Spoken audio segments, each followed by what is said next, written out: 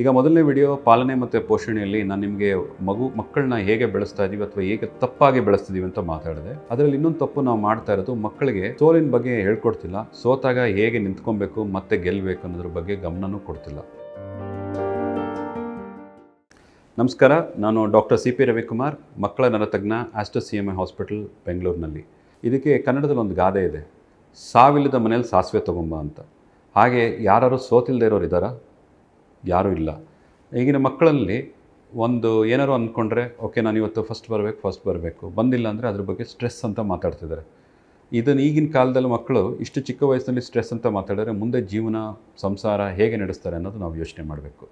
ಮಕ್ಕಳಿಗೆ ಮೊದಲನೇದಾಗಿ ಪಾಠ ಹೇಳ್ಕೊಡ್ಬೇಕು ಏನಂದರೆ, ಸೋತಾಗ ನೀನು ಸೋತೆ ಅನ್ನೋದಲ್ಲ, ಸೋತಿದ್ದು ಯಾಕೆ, ಅದರಿಂದ ಏನು ಕಲಿತೆ, ಅದರಿಂದ ಏನು ತಪ್ಪಾಯಿತು, ಮುಂದೆ ಏನು ಅದನ್ನು ತಿದ್ದುಕೊಂಡು ಗೆಲ್ಬೋದು ಅನ್ನೋದನ್ನು ಹೇಳ್ಕೊಡೋದು ಬಹಳ ಮುಖ್ಯ.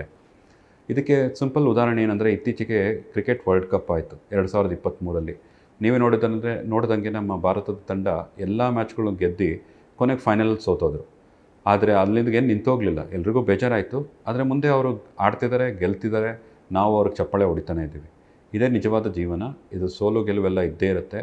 ಒಂದು ನಾಣ್ಯದಲ್ಲಿ ಹೆಂಗೆ ಒಂದು ಕಡೆ ತಲೆ, ಒಂದು ಕಡೆ ಹೆಡ್ಸು ಟೈಲ್ಸ್ ಅಂತೀವೋ, ಅದೇ ಥರ ಸೋಲು ಗೆಲುವು ಎರಡೂ ಇದ್ದೇ ಇರುತ್ತೆ. ಇದನ್ನು ಮಕ್ಕಳಿಗೆ ಹೇಳ್ಕೊಡೋದು ಬಹಳ ಬಹಳ ಮುಖ್ಯ.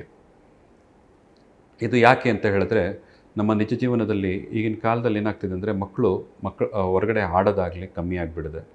ಆಟಾಡೋದಿಲ್ಲ, ಸೋತಾಗ ಅದನ್ನು ಹೇಗೆ ನಿಭಾಯಿಸ್ಬೇಕು ಅನ್ನೋದು ಗೊತ್ತಿಲ್ಲ. ಇದು ಹೇಗೆ ಅಂದರೆ, ಮುಂದೆ ನೀವು ಕೆಲಸಕ್ಕೆ ಹೋದಾಗ ಇದು ನಿಜ ಜೀವನದಲ್ಲೇ ಆಗೋಂಥದ್ದು. ನಾವು ಚಿಕ್ಕ ಮಕ್ಕಳಿದ್ದಾಗ ಅಕ್ಕಪಕ್ಕದ ಮನೆಯವ್ರ ಜೊತೆಗೆ ಜಗಳ ಆಡ್ತೀವಿ, ಗುದ್ದಾಡ್ತೀವಿ, ಒಟ್ಟಿಗೆ ಸೇರ್ಕೊಳ್ತೀವಿ. ಇದೇ ನಾವು ಕೆಲಸಕ್ಕೆ ಹೋದಾಗಲೂ ಆಗುತ್ತೆ. ಇದೇ ವಿಷಯ ನಮ್ಮ ಮನೆಗಳಲ್ಲೇ ನಡೆಯುತ್ತೆ.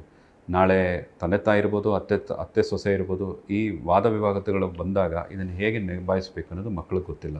ಏನೇ ಒಂದು ಬೈದರೆ ಅಥವಾ ಏನೇ ಒಂದು ಮಾರ್ಕ್ಸ್ ಕಮ್ಮಿ ಬಂದರೆ ನಿರಾಶರಾಗಿ ಡಿಪ್ರೆಷನ್, ಸ್ಟ್ರೆಸ್ ಅನ್ನೋದು ಈಗಿನ ಕಾಲದ ಮಕ್ಕಳಲ್ಲಿ ಬರ್ತಾಯಿದೆ. ಚಿಕ್ಕ ಮಕ್ಕಳಲ್ಲಿ 10 ವರ್ಷ 12 ವರ್ಷಕ್ಕೆ ಅವರೇ ಹೇಳ್ತಾರೆ, ಐ ಆಮ್ ಸ್ಟ್ರೆಸ್ಡ್ ಅಂತಾರೆ.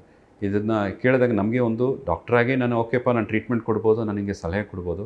ಆದರೆ ನಮಗೇನು ಇದಾಗ್ತದೆ ಅಂದರೆ, ಸಮಾಜದಲ್ಲಿ ಈ ಥರ ಮಕ್ಕಳನ್ನ ಬೆಳೆಸ್ಕೊಂಡು ಬರ್ತಿರೋದ್ರಿಂದ ಮುಂದೆ ನಾವು ವಯಸ್ಸಾದಾಗ ಈ ಮಕ್ಕಳು ಹೆಂಗೆ ಡಾಕ್ಟರ್ಗಳಾಗ್ತಾರೆ, ಇಂಜಿನಿಯರ್ಗಳಾಗ್ತಾರೆ, ಸಮಾಜದಲ್ಲಿ ಹೆಂಗೆ ನಡೆಸ್ತಾರೆ? ಏಕೆಂದರೆ ನಮ್ಮ ಮಕ್ಕಳೇ ನಮ್ಮ ಭವಿಷ್ಯ. ಇಲ್ಲಿ ನಾವು ಸೋಲ್ತಾ ಇದ್ದೀವಿ ಅಂತ ನನಗನ್ಸುತ್ತೆ. ಇದನ್ನು ನೀವೆಲ್ಲ ದಯವಿಟ್ಟು ಇದರ ಬಗ್ಗೆ ಆಲೋಚಿಸಿ ಮಕ್ಕಳನ್ನ ಬೆಳೆಸೋ ರೀತಿನ ಬದಲಾಯಿಸ್ಕೊಳ್ಳಿ. ಈಗ ಮುಂದಿನ ವಿಡಿಯೋದಲ್ಲಿ ಇದನ್ನೆಲ್ಲ ನಾವು ಮೊದಲನೇ ವಿಡಿಯೋ ಮತ್ತು ಎರಡನೇ ವಿಡಿಯೋದಲ್ಲಿ ಕೇಳಿದ್ದನ್ನು ಮೂರನೇ ವಿಡಿಯೋದಲ್ಲಿ ನಾನು ಹೇಗೆ ಇದನ್ನು ಬದಲಾಯಿಸ್ಕೊಬೋದು ಅನ್ನೋದು ಕೆಲವು ಸಲಹೆಗಳನ್ನ ಕೊಡ್ತೀವಿ. ಆದರೆ ನಿಮ್ಮಲ್ಲಿ ಏನಾದ್ರು ಸಲಹೆಗಳಿದ್ದರೆ ನೀವು ಕಾಮೆಂಟ್ ಸೆಕ್ಷನಲ್ಲಿ ಹಾಕ್ಬೋದು. ಇದು ಒಬ್ಬರಿಂದ ಇನ್ನೊಬ್ಬರಿಗೆ ತಿಳ್ಕೊಂಡು ನಮ್ಮ ತಪ್ಪುಗಳನ್ನು ತಿದ್ಕೊಳ್ಳೋಣ ಅಂತ ಹೇಳಿ ಈ ವಿಡಿಯೋದಲ್ಲಿ ನಾನು ಮಾತು ಮುಗಿಸ್ತೇನೆ. ನಾನು ಡಾಕ್ಟರ್ ಸಿ ಪಿ ರವಿಕುಮಾರ್, ಮಕ್ಕಳ ನರತಜ್ಞ, ಆಸ್ಟರ್ CMI ಹಾಸ್ಪಿಟಲ್, ಹೆಬ್ಬಾಳ್, ಬ್ಯಾಂಗ್ಳೂರು. ನಮಸ್ಕಾರ.